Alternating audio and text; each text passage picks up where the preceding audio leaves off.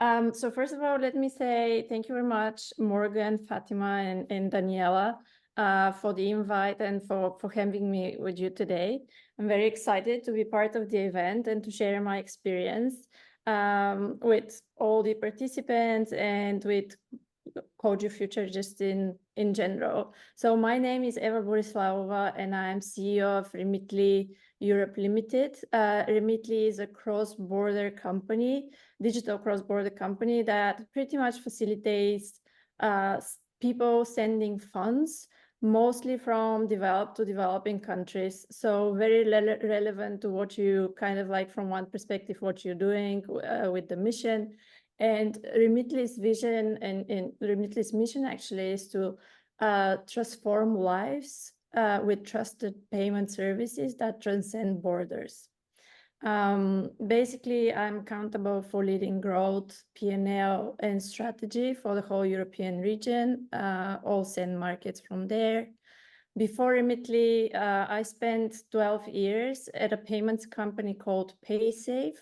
So very much fintech, starting quite early in my career journey in a relatively junior role at the time. And I had the great opportunity over the years to like ascend the hierarchy ladder, to grow and to develop my career. And I spent the last 8 years there in different leadership positions. And before that, I have some experience in marketing. I have experience in the entertainment industry, in fast-moving consumer goods, and in telecoms. I'm originally from Bulgaria, and I moved to live in the UK 10 years ago in 2014. That's in short. Thank you. All right, that was great. Thank you so much for that. And if Yunhyog, could I get you to do the same thing? Give us a little introduction. No problem. Thank you very much for inviting me to this event. I'm kind of a oddball out, I think, in the sense that although I've been invited to talk about women in tech, and I'm a lecturer at the University of Glasgow, I actually evolved into tech rather than really being from tech. I started off in mathematics, and I moved on to things which were more computing related. But then I somehow ended up in the College of Arts and Humanities at University of Glasgow, and this is where I'm teaching at the moment, as well as doing research. However, the areas that I tend to teach in the University of Glasgow tend to be things which are related to data analysis and multimedia design, and as well as AI for the arts and humanities. So it's kind of all in the area where coding would be useful. And furthermore, most of my projects kind of lie at the intersection of things that are technical, the latest, and cultural. So the latest project I did was about using digital forensics and data exploration methods with some coding to look at creative processes of a filmmaker from their 20 hard drives by extracting data and looking at how they did things over time. So my interests and my areas of expertise, if you can call it that, are kind of broad and over many different diverse areas.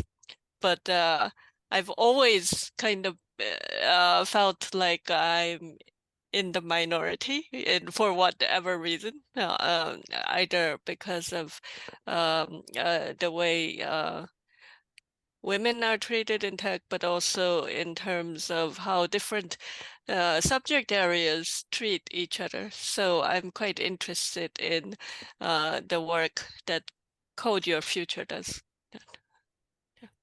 That's great. Thank you so much for that. Should we move on to, is it our first question? Or, all right, perfect. I don't have the questions written on the slides, by the way. Oh, sorry. What was do you want to go through the slides first? Oh, so the next slide is just like the finishing slide. Ah, okay. Give me one sec. Okay.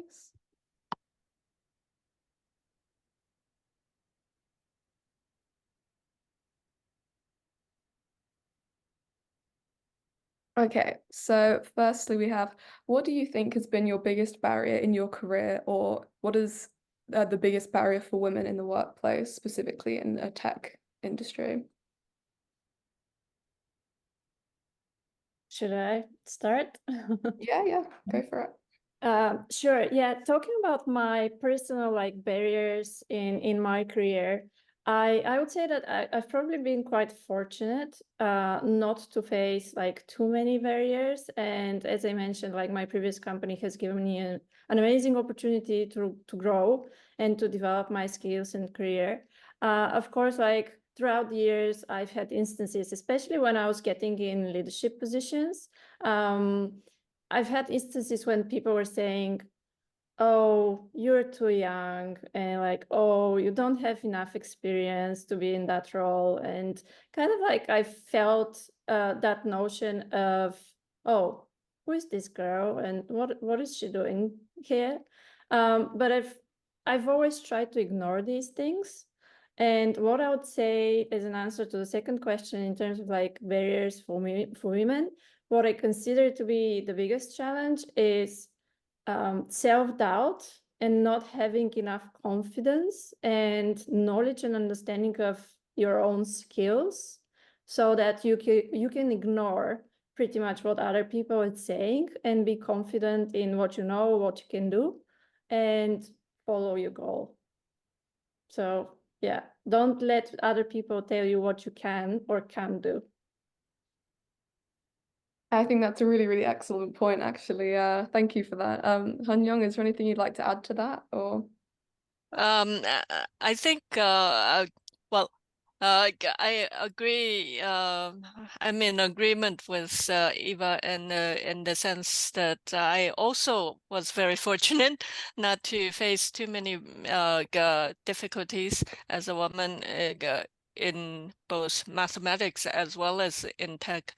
However, I think one of the most prominent barriers for me may have been that there were so few women in tech or mathematics, and that meant that there wasn't a critical mass of a group that you could actually turn to talk about your experiences and share your experiences, support each other. I think that was one thing that would have helped if it had been available. When I first did mathematics, there were actually no permanent lecturers in who are women in the math department. I did it in University of Cambridge.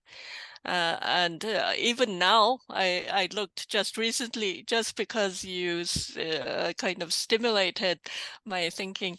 And there are 7 women in the academic staff level out of 57. So it's still very low. Yeah, I think this is one of maybe the big problems, having role models, but also being able to talk to each other, builds a kind of community to talk about the different difficulties that we face. And I can completely echo what Yunhyog is saying here. In a different industry and a different environment, but I mean, I've been sharing on some other panels like for more than 15 years career now, and I'm sure I've had 15 to like probably 15 different like line managers and leaders, like direct line managers. Only 3 of them so far have been female. And including my current line manager. And I think that's outrageous. And also like for the longest time, it will just be me in a team of only men. And it's getting even worse once you start getting into more senior positions, especially in technology. it's just like the women seem to disappear. And I often ask this question, like, why? What is happening? Because you can see them, like we see some women starting like development careers, like junior developers, senior developers, engineering managers as well to a certain extent. And then beyond that point, when you start getting into director and above, there are very few of them. So I keep asking myself, what happens? Like, what is changing for women to stop their career progression journey?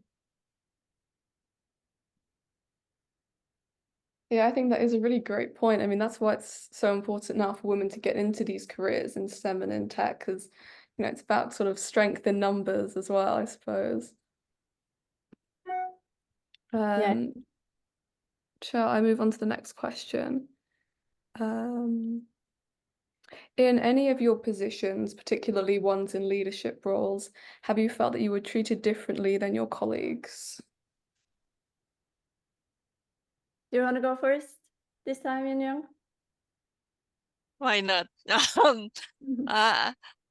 Again, I think I've been fairly fortunate to work with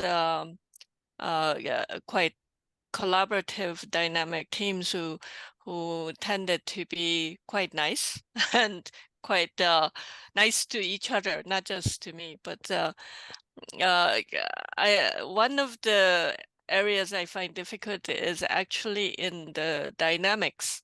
I think even though it's not overtly treating anybody necessarily different, there does seem to be a tendency that when uh, uh, so when women talk about things and is taking a leadership role, then the dynamics with other team members don't seem to work quite the same way that it works when a man takes the leadership role. At least that's how I observed things.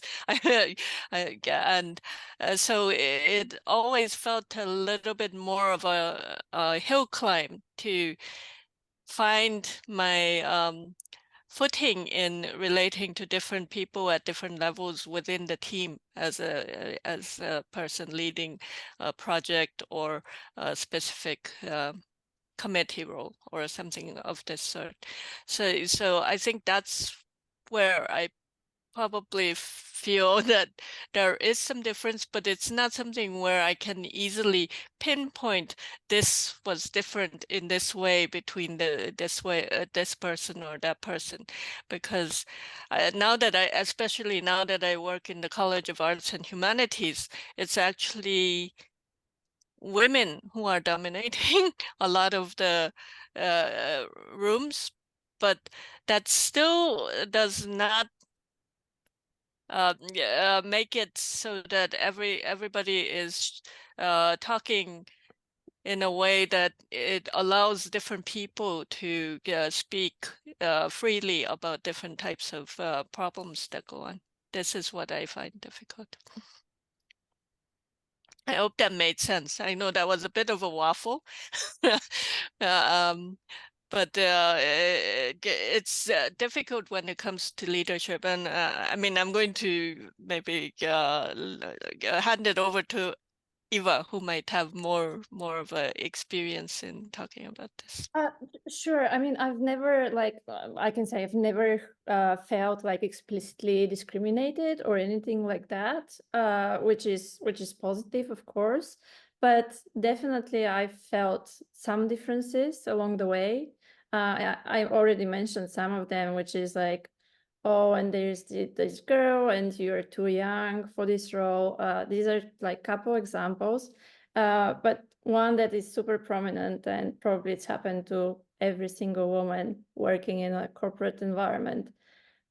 When you are in the meeting and you like the whole team is men and you're being asked to be the minutes taker. I mean, why? I am at the same position as you guys, so we can keep rotation. I can take the minutes today, but you take them next time. And it's not like I'm not an executive assistant or anything like that, just to be doing this. So that's one example when you can be treated differently. And I've had, like, when I was taking quite a senior leadership position in my previous company, I've had to have a very extensive, long conversations to kind of like prove myself and convince people why I should be rewarded or why I should like receive a certain seniority level, because they thought that just because like I'm relatively young, I'm female, and I'm sort of like foreigner, it's just gonna be easy to like get me into a role without the recognition or without the award for doing that job. Yeah, absolutely. I think a lot of the problems, you see with discrimination in the workplace, these sort of days, it's not like, as you're saying, directly discriminatory, but it's almost like these subconscious biases that people have that they're creating the problems. Yeah, there is a little bit of that. But as I said at the beginning, I mean, you should just like every day remind yourself what you're capable of and just not let people undermine your abilities, your skills, and your experience. I think that's a really good message. And then following on from that, we have how can women navigate the power structures faced in the workplace? So a similar kind of question. I'm very happy to start here. So I think it's all about like being known, creating your own brand, so people recognize who you are, know you for what you've done, and then networking. Networking is extremely, extremely important. And what I've seen, and it's proven, there's like research on the topic. How people usually get measured is not so much by their performance. You can be working like 300% and giving all that you can. At the same time, if people don't know who you are, if you don't stand out, and if you don't have a good network, like a sponsor or people who represent you in important forums, then your effort is very likely going to go unnoticed. So networking and building your personal brand, I would say. I think that's really good advice. Hanyan, do you have anything to add to that one? I would like to echo the advice about networking. However, I would also like to add that, and this may be related also to your next question, probably, which is that it's actually important to instead of always thinking of thinking too much, focusing too much on looking up. So how do I navigate to get to the top? It's actually important to look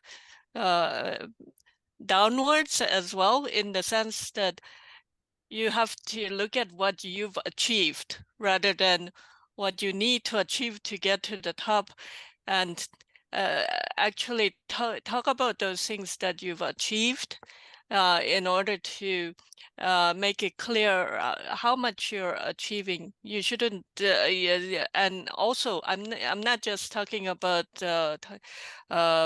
bragging or boasting about the things you do, but also it helping other people who may be also women trying to make it to the top, and that actually also serves to train your, grow your leadership skills. Because by helping those women who are behind you, so behind you may be the wrong word, because I don't think in terms of behind anyway, but helping each other to grow.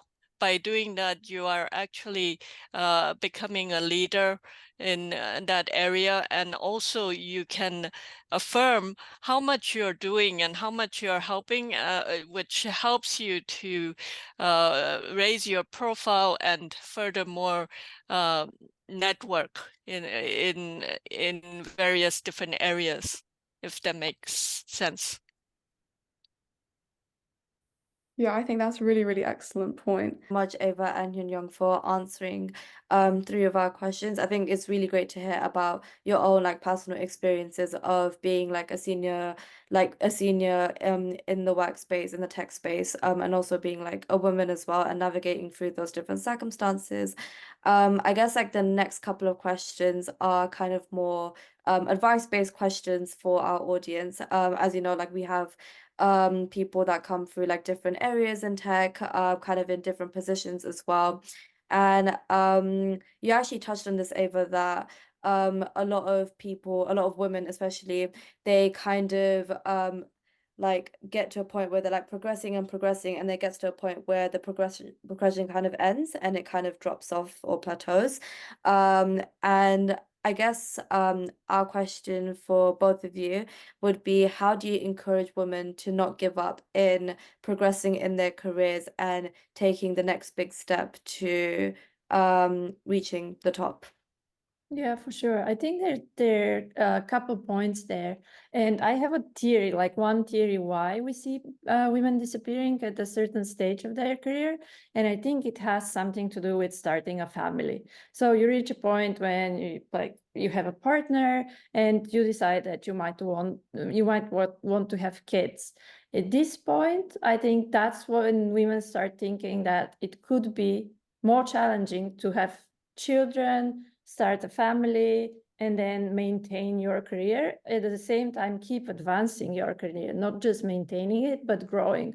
Because all of that requires a lot more effort. It requires time dedication. And I think that's probably one of the reasons why.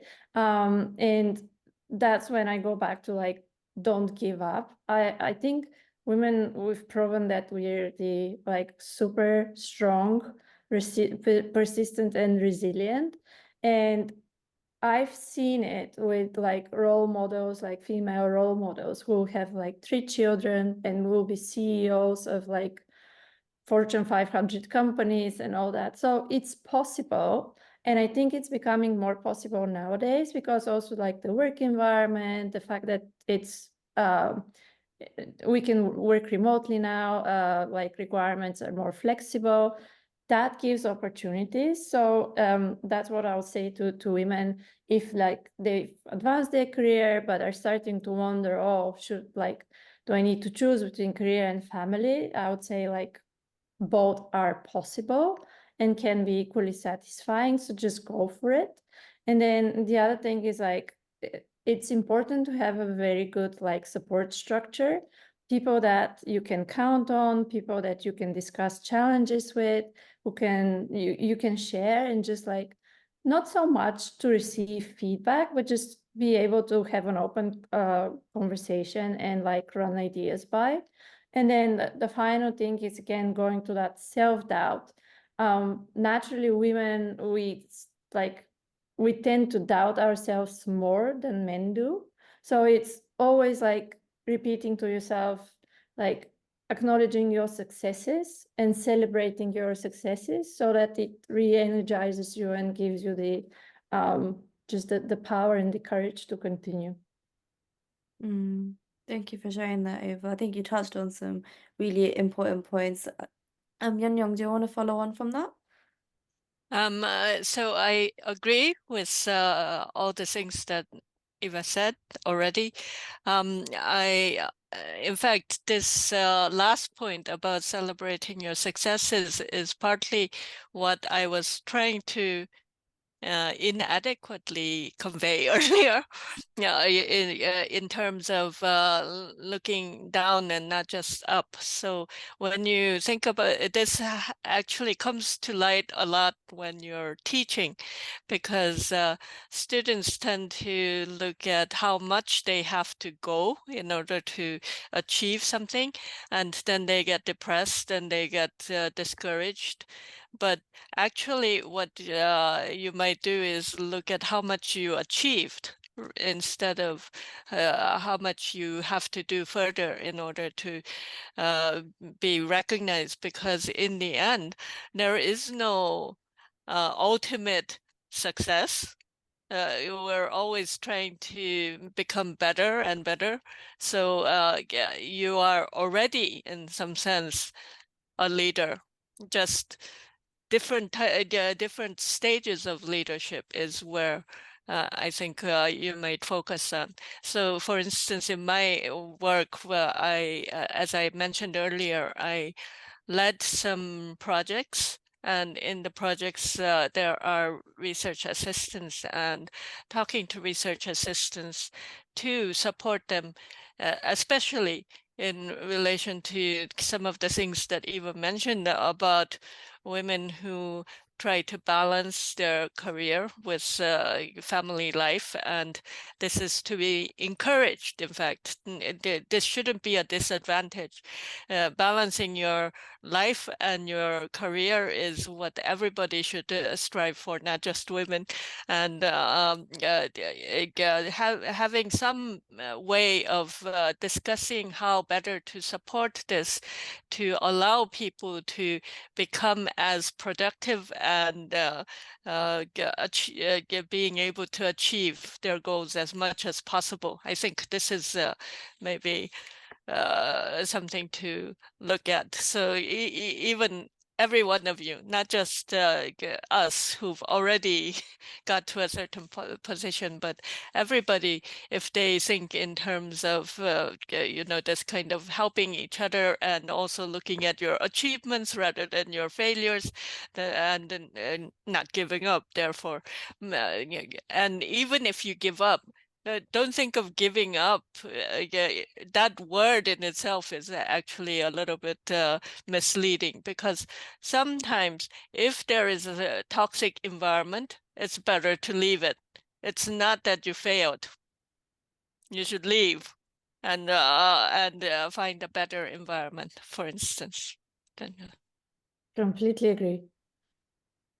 Wow, that's some really good advice right there. Kind of recognizing your own successes, having the good support system, leaving if the place that you're in is not serving you and you're not able to take value from it. I think those are really good ways to sort of allow women to hopefully get to that top of that kind of working chain at the end of the day. So thank you so much for sharing that. I guess leading on to the next question, what do you think is the best way women can develop their leadership skills?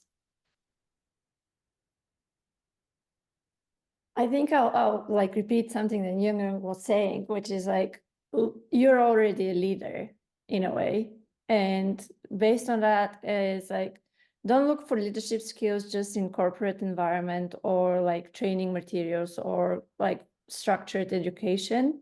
Look at your day to day, because like in everything that we do, there are leadership skills, and understand what your strengths are and play on them. Don't focus on your weaknesses and necessarily like always trying to improve or try to be someone who you're not. I, for example, like math doesn't work for me. Mathematics is what I mean. I'm fascinated by numbers, but like it takes me a lot of time to like figure out how to do it. So, I try to steer away from it. Of course, I use it nowadays, but it's like, I know it's not my strength. So I just like focus on what works for me and work to improve that and further enhance it, because I know that I have a competitive advantage there. And then when we talk about a little bit more structured ways to like improve your leadership skills, so there are two things, like going back to the network, connect with people who have achieved something and have achieved something in the sphere that you're interested in and have similar interests. And then look for a mentor or mentors, even better. People who will be willing to talk to you about what you're trying to achieve and give you practical help, examples, coach you even a little bit of how to get there. And then if you're working at some point well, it doesn't matter where you're working, try to have a sponsor as well. And the difference between the mentor and the sponsor is the mentor is the people who kind of tell you how to reach your objective and help you on the journey. And then the sponsor will actually help you achieve the objective and vouch for you and put your name out there. Yeah. If I can add on to the excellent advice, so I think that it's very important, in fact, going back to the first comment, that it's important to recognize that you actually are a leader already. It's just growing, adding on to that leadership to become even growing and adding on to it to enrich your leadership skills. And in fact, one of the things I always tell students when they're learning things, because they especially because I'm teaching technological things in the arts and humanities, it often comes up that students are discouraged, and especially if there is somebody else who comes from computing, for instance, in the class, and then they compare themselves and they get discouraged by the comparison. It's actually the case that you already are an expert by taking that course, and you can use your expertise to lead a project, even within university. So don't be afraid to take on those roles, where you can lead even when you're studying, not just only later when you start to work, but from a very early stage. Just be, say yes to things, and lead projects, lead as presidents, leaders of the society, and things of this sort. That all adds to your leadership skill. So just seize the day. Basically, this is what I would say, and. In fact, another example I might give is I used to teach students who became archivists and librarians in the University of Glasgow, and they are always surprised that as soon as they finish the course, they immediately are given a very senior leadership role. That's the nature of things. It's not always the case that you work your way up little by little. Sometimes you're just given this leadership role, and you have to own it and feel like you're a leader, not think that the usual narratives around imposter syndrome. Not that I'm really saying that it's all about imposter syndrome, but don't feel like just because you are starting out, you are not a leader. You're always a leader. You're just adding more leadership skills as you go along. I think that's important to remember. Oh, I love that. Would you both say that because you didn't let the imposter syndrome get in the way, you might have had the imposter syndrome or people like, saying things, but is it that you didn't listen to those thoughts or those people and you just kept on saying yes and continuing? Would you say that's the reason why you are where you are today? Yes, to a certain extent. I have to say I'm fighting the imposter syndrome every single day. I mean, I think it's just natural to at least that's how I feel about it. And it's about reframing your mind every single day to say, no, you can do it. You're capable. You deserve it. Keep going. That's what I do. Thank you for being honest about that. What about yourself, Yunhyog?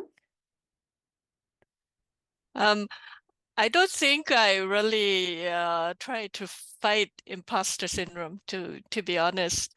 I think I tend to be more geared towards what I said at the beginning, where I don't think too much about whether I'm being an imposter or not, but rather think about what are the things that I am doing, which is adding value and adding leadership and, helping other women to go forward. Not just women, but because we're talking about women in particular.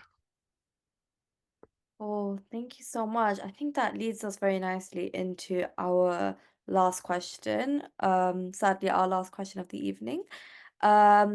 So why do you think it is important for more women to join the tech industry? Yunhyog, do you want to go first? This is actually a no-brainer for me. First of all, I think that it's important for everybody to get more into tech, especially because of the recent technological advancements with AI as well.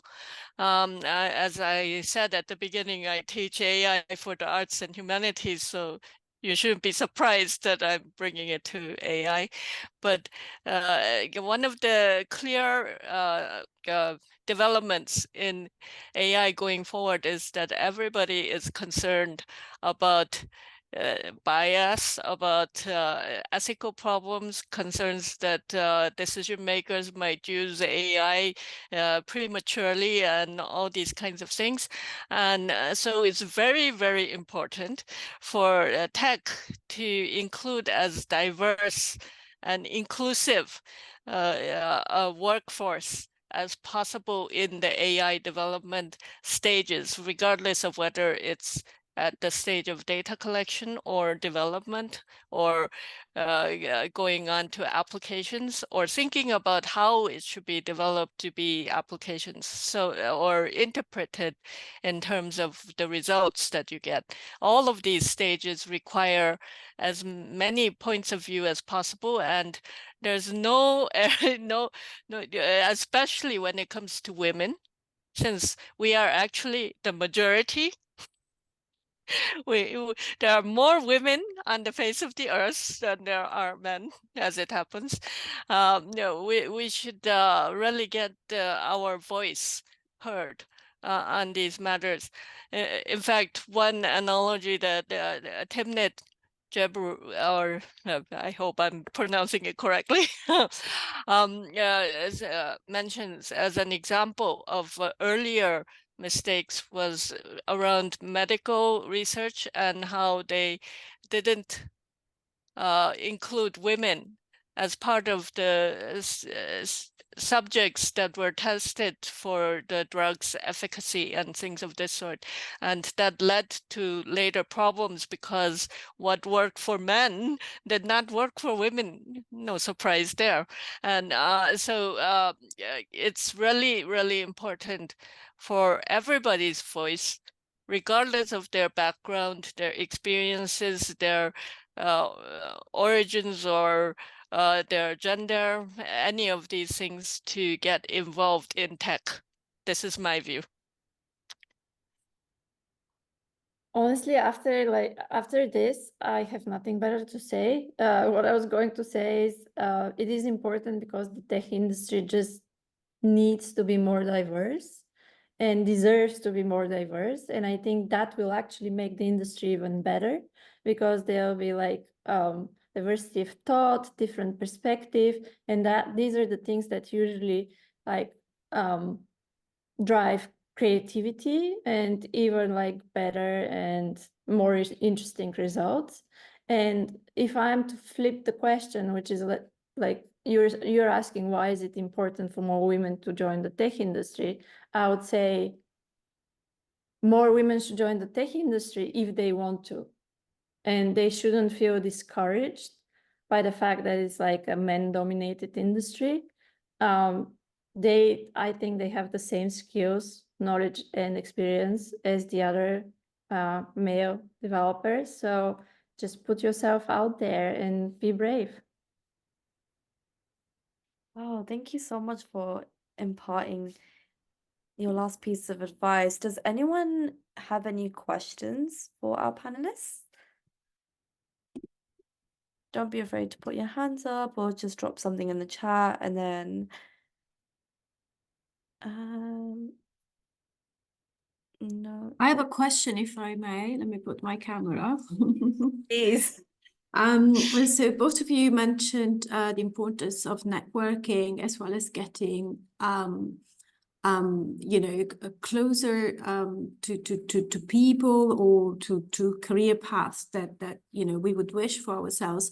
But I suppose like one key question would be where to start networking, where to start finding a potential mentor. Oh, sorry. Go ahead. Yeah. No, actually, this is partly related to something I said earlier.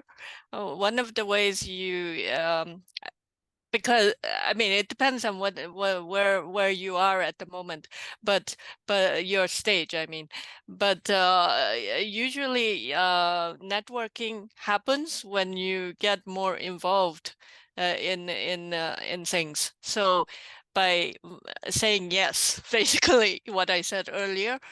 So if you are the, say for instance in the university case and the university students case, just by being a student rep, you already get to meet more people that you wouldn't meet because you go to committees, you voice your opinion, you meet people who are in the student rep services, student services and things of this sort. And then those people in turn have their connections who they can connect you up with.